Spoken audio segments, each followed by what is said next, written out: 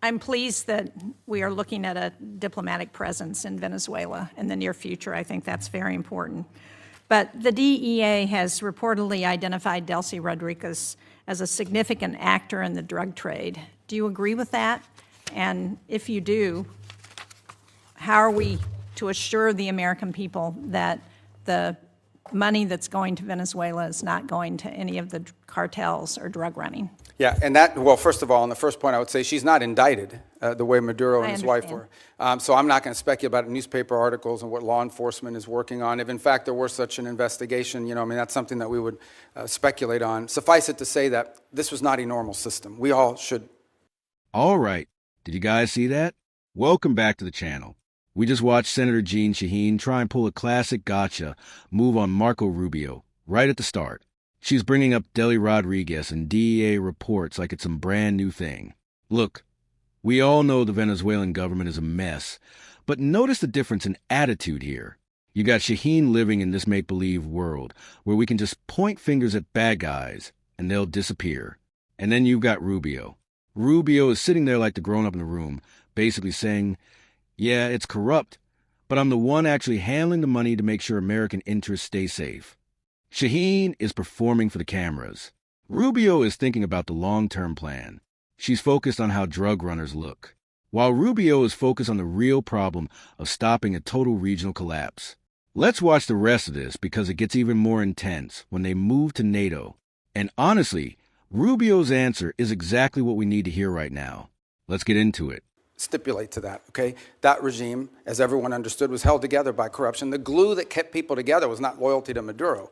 It was the fact that these 5 guys had 5 separate oil fields that were assigned to them. These people had drug routes. I understand that. So that's going to be I'm not defending the regime. In fact, I'm concerned that we haven't really changed the regime enough and that America's dollars are still going to drug runners and to significant organizations who we don't want to have benefit from the funding that we're selling now of oil and providing to the Venezuelan government. Look, no, I acknowledge that we are dealing with, I told you, with individuals that have been involved in things that in our system would not be acceptable, would not be acceptable to us in the long term. By no means is our policy to leave in place something permanent that's as corrupt as you've described. We are in the transition and stabilization phase. We are just acknowledging reality, and that is you have to work with the people that are in charge of the elements of government. Okay, but now, can what are you the reassure systems? People that so money the way is not going, continuing so, to go to the drug cartels? Right, so that's the process that I outlined to you. So on the sanctioned oil, the oil that requires U.S. permission to move, that oil, the proceeds of that oil, which, by the way, is being sold at market price, not at the discount Venezuela was being forced to sell, is being deposited into an account that ultimately will become a U.S. Treasury blocked account here in the United States. They will submit, we will, at the front end, say this is what this money can be spent on these things. We will submit to them, they will submit to us a budget request. We want to use this money for these things. And part of the proceeds will go to fund a audit process to make sure that that's how the money is being spent. So and that's how we intend to handle those funds in the short term. There's an actual audit process that's been set up? Who is It will be set up, and we have a couple options. One option is the XM Bank. They have expertise as bankers and being able to do some of that option. There may be some others in place. We haven't finalized what that audit process would be. We've only made one payment, and that payment we did, and retrospectively will be audited, but it was important we made that payment because they had to meet payroll. They had to keep sanitation workers, police officers, government workers on staff. It was a $300 million payment. Right, so it's been reported that the oil sold for $500 million, that $300 million went to Venezuelan government. What happened to the other $200 million? It's still sitting in the account, is my understanding at this time. The account in Qatar? Well, the account, yes, but that will ultimately be that's a short-term account. Ultimately, it will be a U.S. Treasury blocked account in the United States. And will it also be audited? Correct. Well, the audit will be on the expenditures. At the front end, we'll tell them this is what the money can be spent on. Again, I'm not talking about all the other revenues the Venezuelan government may have. We're talking about the revenues from the sanctioned oil. At the front end, we will say this is what the allowable expenses are. And then they will agree to fund, as part of the overall cost, they will pay for and fund an audit system acceptable to us to ensure that that's how the money was spent. And can you report to this committee once that audit system is set up? Oh, absolutely, yeah.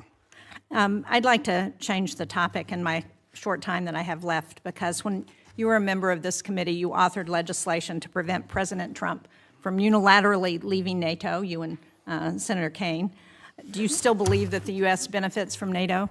We do. I mean, but NATO needs to be reimagined as well in terms of the obligations. And this is not new to this president. Multiple presidents have complained about it. I agree. I think this president just complains about it louder than other presidents. Well, I'm just trying to be get a clear answer on where this administration stands relative to NATO, because it's been a very fuzzy message over the last year.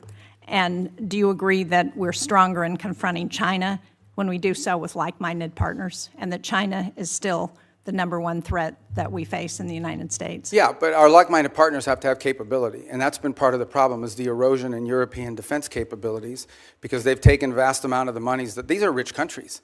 And because of the NATO umbrella, it gave them the flexibility to spend a tremendous amount of their revenues on social programs and not on defense. Now, maybe that trend line will begin to change. Well, it's already begun to change, frankly, and thanks. And I think the president deserves credit for that, for the fact that there is now a commitment for 5% of GDP to be spent on defense.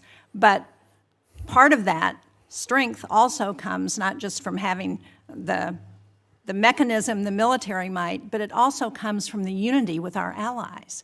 And to the extent to which that unity is undermined, like the talk about Greenland and antagonizing Denmark, then it undermines NATO's ability. And the only people who are excited about that are Vladimir Putin and President Xi. Yeah, well, I would say that I think our alliances in NATO ultimately are something that's going to work out. Our partners understand the importance of the U.S. presence in NATO. Without the U.S., there is no NATO. And we understand that in order for NATO to be stronger, our partners need to be stronger.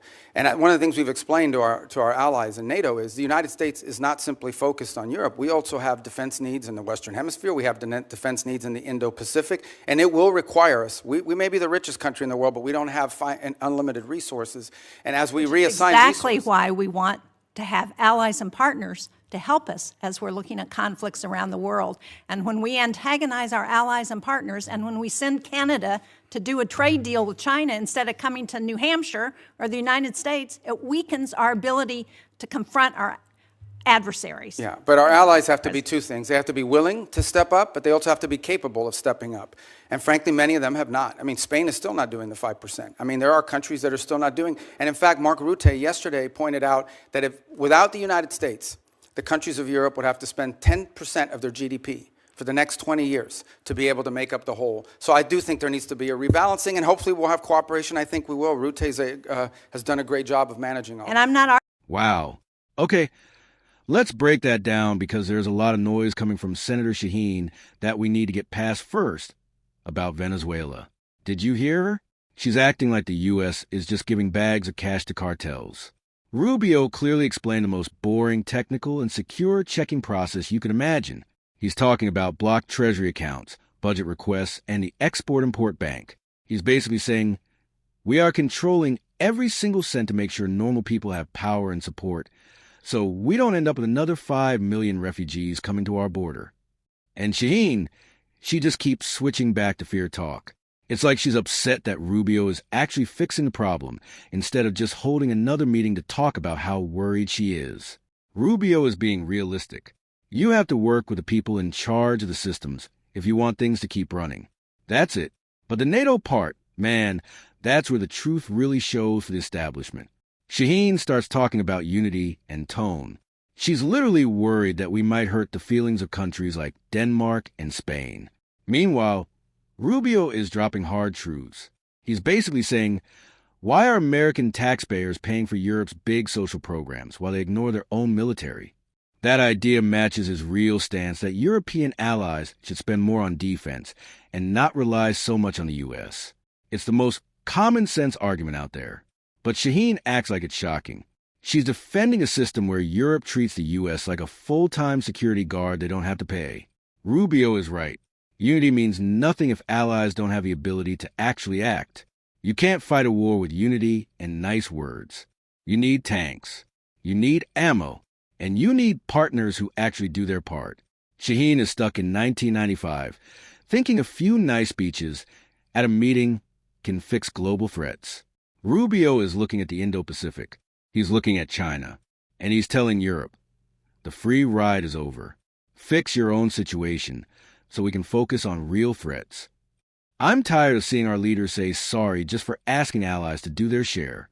Rubio didn't back down at all. And honestly, we need more of that America First thinking in the State Department. Shaheen can keep her soft messages. I'll take Rubio's numbers in military readiness any day. What do you guys think? Is Shaheen right to worry about the tone? Or is Rubio finally saying what everyone in Washington is too afraid to say? Tell me in the comments. Don't forget to like and subscribe, and I'll see you in the next one.